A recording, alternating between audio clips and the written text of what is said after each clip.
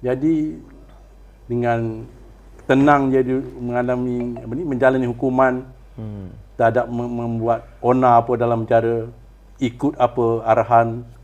Yang pertama sekali jangan usik dia sudah. Jangan kata dia kacau dia tak boleh lah. Panduan lain pun kita tak kacau juga. Ya, betul. Kan? Tak boleh kacau lah. Dia jalan hukuman, dia jalan hukuman. Dia ikut peraturan, kita kena hormatlah kat dia. Sebagai panduan menghormati peraturan itu. Ya. Datuk Seri Anwar dia memang dia ikut peraturan. Apa yang dia mahu dia akan minta. Dia tidak buat cara bersendirian lah. Ya. Dia tidak mengikut orang kata apa, kerana dia bekas timbalan penalti dia tidak minta apa-apa saja. Dia tak benar. Bahkan TV pun dia tak mahu tengok. TV pun tak mahu tengok. Sebab dia nak membaca. Nak buat kerja dia. Mentelaah buku banyak. Allah. Ini contoh pemimpin kita mentelaah buku banyak. Tuan-tuan, saya nak cerita lah. Saya kalau dengar English Datuk Seri Anwar Ibrahim, saya jealous tau. Sebab dia so fluent dalam communicating dalam Inggeris. Dan saya ada satu video clip itu, saya dengar dia bercakap bahasa Arab. Mungkinlah Arab Fushah yang baku, tapi sekurang-kurangnya dia boleh bercakap Arab. Mungkin tak semahir ustaz-ustaz dia dalam PAS lah kita kata, sebab belajar agama kan. Tapi sekurang-kurangnya beliau mahir. Pertama sekali terima kasih Pak Nik kerana menjaga dan melaksanakan tugas dan tanggungjawab dengan penuh dedikasi, saya katakan. Mungkin daripada pihak saya dan seluruh rakyat Malaysia menjaga Datuk Seri Anwar Ibrahim dengan baik, kita kata berlaku adil lah, kita kata. Bukan memberi keistimewaan pun tak ada keistimewaan. Tak ada lebih kurang, macam bandar lain sama je. Cuma beliau berlaku adil, melakukan kerja di dalam kerangka yang dibenarkan oleh undang-undang. Ada lagi apa Pak Nik nak tambah ke, nak cerita ke, tak tidur malam ni? Saya bangga saya bangga dengan Datuk Seri. Persahabatan tu setakat ini kekal yang kini lah. Kalau jumpa di mana, pasti dia akan panggil saya. Itu saya rasa bangga, saya bangga. Saya tidak pernah minta apa pun dengan dia. Nak minta projek ke apa. Dan dia pun pernah beritahu dia tak akan bagi projek apa, dia sedang angan-angan lah projek apa. Betul. Dan satu peristiwa lagi saya lupa nak bagi tahu yang mungkin orang tidak tahu. Satu pegawai penjara tu nak pergi interview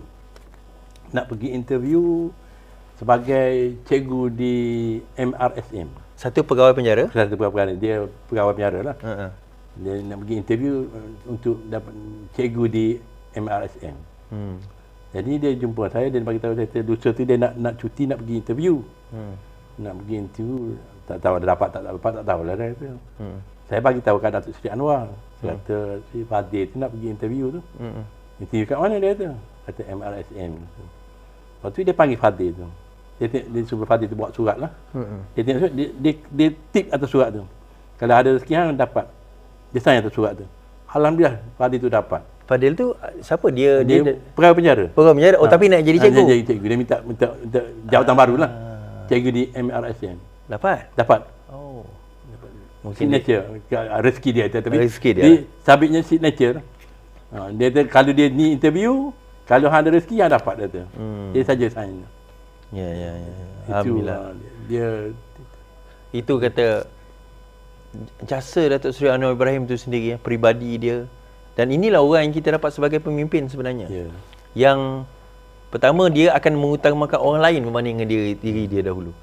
Dan dia tak pernah orang kata lupa akan siapa kita ni. Kalau kita fikir baik-baiklah, dia timbalan Perdana Menteri, kita ni siapa je. Kan? Pak Nik, saya ni orang, tapi dia ingat kita. Kan? Tak bagi apa-apa, tak perlu pun. Tak perlu pun, tetapi sekurang-kurangnya dia ingat kita sebagai sebahagian daripada hidup beliau. Nah, hujung dia saya saja nak cerita ni. Pak Nik ni juga sebenarnya pemain bola sepak Kelantan dulu Kelantan, penjara Malaysia. Dan juga pernah Belia Malaysia mewakili negara di Belia Malaysia bersama dengan mana gambar tadi? Gambar dalam ni. Ada dalam tu. Ada dalam tu. Pemain, dan beliau merupakan seorang goalkeeper. Dan ada di antara rakan-rakan beliau adalah pemain-pemain terkenal tanah air era zaman sebelum Muhtadari ni. Ni tahun 70-an lah ada gambar-gambar. Sebelum ini beliau adalah pemain bola sepak, jangan tak tahu tuan-tuan. Wakil pernah pergi ke Korea Korea. Pernah pergi ke Korea mewakili Malaysia lah. Beliau pada waktu itu umur 19 tahun. Ada gambar beliau, saya pun dah tak ingat lah. Ni gambar beliau tak boleh nak tunjuk kat sini lah, tapi nantilah Gambar beliau 19 tahun dah pergi ke Korea. Masa tu sejuk Lawan dengan negara mana masa tu Pak Nik? Kita final dengan Burma. Kalah 2-0. Kalah 2-0 tapi tak apa. Janji masuk final juga kan. Tapi yang kita quarter final, kita semi final dengan Israel. Kita beat Israel 1-0. Kita beat Israel 1-0. Lawan beat 1-0 dan ini merupakan apa orang kata what do you call that, postcard daripada Datuk Seri Anwar Ibrahim kepada Pok Nik, personal notes. Ini kad warden penjara Pok Nik sendiri. Kalau kita tengok pangkat penolong penguasa tahun 1981, 4 tahun umur saya masa tu. Dah sebelum menguasa. Ini kan banyaklah kad Aidilfitri, kad Aidilfitri daripada Datuk. Ini teret tahun 2012. Hamba di masa dia hamba di Sungai Buloh. Dia tim malam pengarah penjara Sungai Buloh. Jaga orang baik. Dia ingat ya. Saya duduk bawah tu. Baik. Ini UMNO ni dia susah begitu. Dengar ni.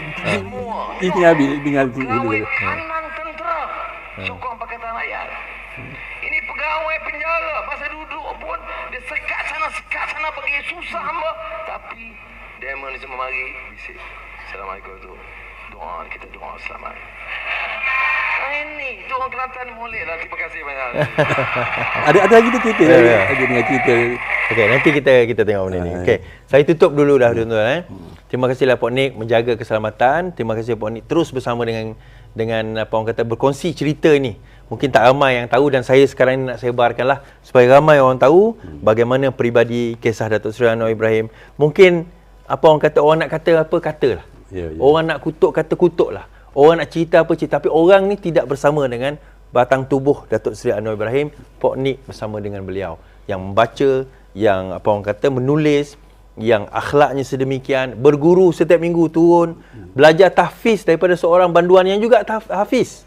Kita kata, tuan-tuan, inilah pemimpin yang kita ada sekarang, Perdana Menteri yang kita ada sekarang. Jadi daripada situlah tuan-tuan, kita kena faham bahawa kita kena tahu dalam situasi yang ada sekarang ini, kita mendapat seorang pemimpin, seorang tokoh yang boleh menyelamatkan negara kita.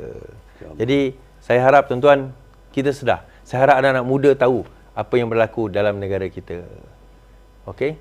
So saya rasa itulah Pok Nik kita harap peristiwa ini kita akan rekodkan, kita akan apa orang kata archivekan cerita-cerita ini, kita akan simpan menjadi kenangan rakyat biasa seperti kita bersama seorang insan bernama Datuk Seri Anwar Ibrahim, dan semoga semua ini menjadi pengajaran, semua ini menjadi panduan, dan semua ini kita bawa insya-Allah menjadi amalan kita suatu hari nanti. Okey, terima kasih Pok Nik. Insya-Allah terima kasih. Saya pun untuk saudara Is, saya pun tunjuk dokumen apa semua ini bukanlah untuk berbangga, tidak.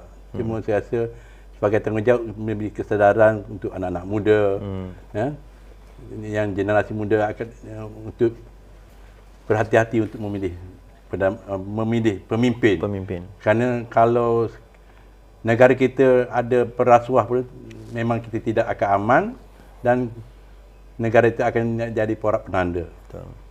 Banyak contoh dan negara-negara seperti Greece, Athens dan sebagainya. Jadi kita tengok, kalau nak tengok sekarang baru 8 bulan.